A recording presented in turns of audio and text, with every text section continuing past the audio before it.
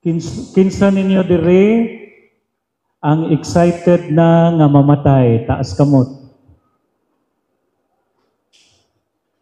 Wala. Ito ay usa. So kini si Gilbert kay excited mo siyang mamatay. Actually, dugay ni siya mamatay. Kamong dili excited by siguro karong gabi mo or ugma puhon. Mga igsoon, kinahanglan kitang tanan excited nga mamatay. Kabalo mo ngano? Tungod ay kay ang kamatayon mao ang kamatuoran nga walay makalikay. Ug sigurado gayud nga moabot kanato sa takna nga wala nato palandunga. Sige lingay imong tapad, ingna nga mamatay gyud ka. Ingna.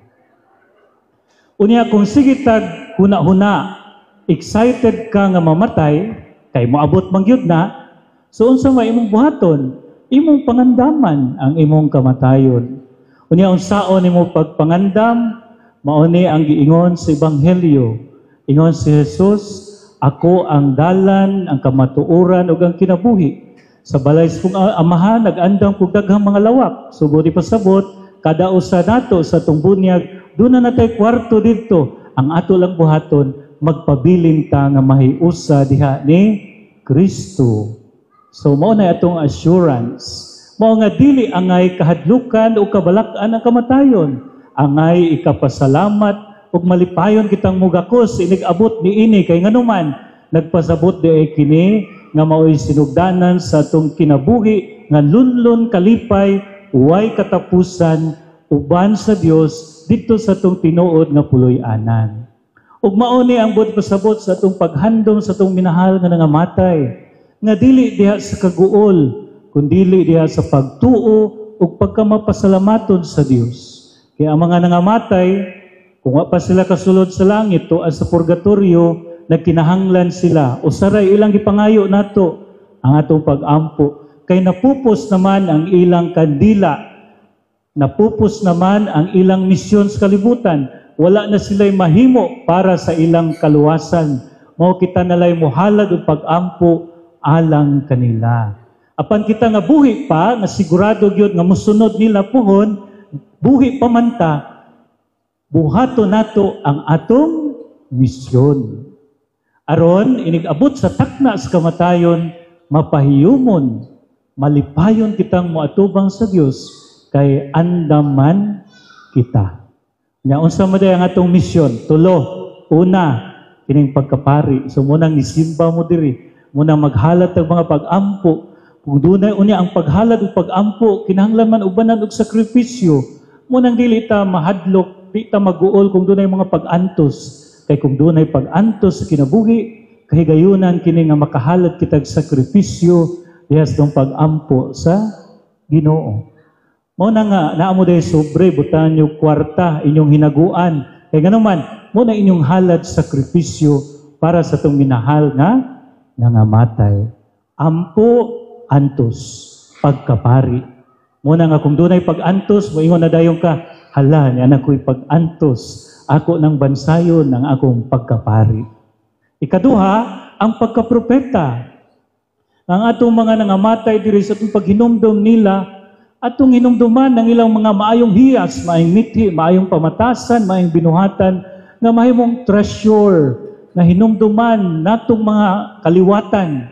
Isulti ninyo sa inyong mga anak karon, inigtapok ninyo, kabalo ba mo, nga gato inyong lulo, gato inyong amo ang tatay, ingon ani siya, gato inyong mama, anak, sulti sila, suginli sila sa mga maayong mithi, nga angay sundon sa pamilya. Ug nga kita usab isip mga propeta magbilin og maayong mga handumanan diha sa tong pagkamatarong pagkabuutan. Mao nay propeta maghatag tag maayong panig-ingnan sa atong mga kaigsuunan. Pagkapropeta sangyaw pinaagi sa pagsaksi. Isangyaw nato ang Ginoo, ang iyang mensahe pinaagi sa atoang presensya nga mabati sa uban ang Ginoo tungod sa atong pagkamaayo. Ug ang katapusan mao ang pagkahari, malipayon nga pag-alagad aron mugiya nga dinasig sa gugma. So munang kusog mo mo pledge, kusog mo mo halad, palit og slots, palit og naadhata karoy mga kuan-kuan diha para sa mga sa atong Love the Poor program. Kana tanan maunay buhat sa pagkahari nga akong gamiton kung unsay naa nako aron makatabang sa uban. Apan dili kay kwintahon tungod sa akong paghigugma sa Dios.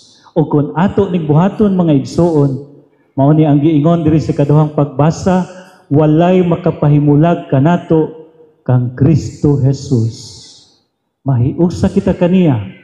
Ug sama sa giingon diha sa Salmo, ang ato magbalantay, dadon kita niya sa lunhawng sibsibanan, ang iyang gingharian, na mo iyang giandam na atong puloy-anan. Sige, lingya, imong tapad, ingna nga, kita-kits ta sa langit puhon, ingna.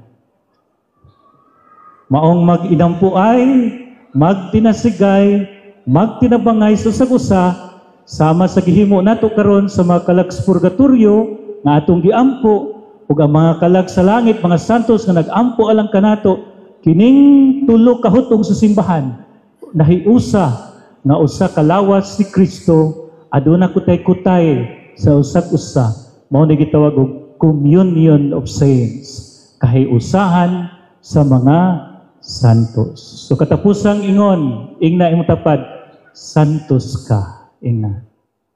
Imong tapad ba, ingna, santos ka. Depende sa naong kung katuhuan ba.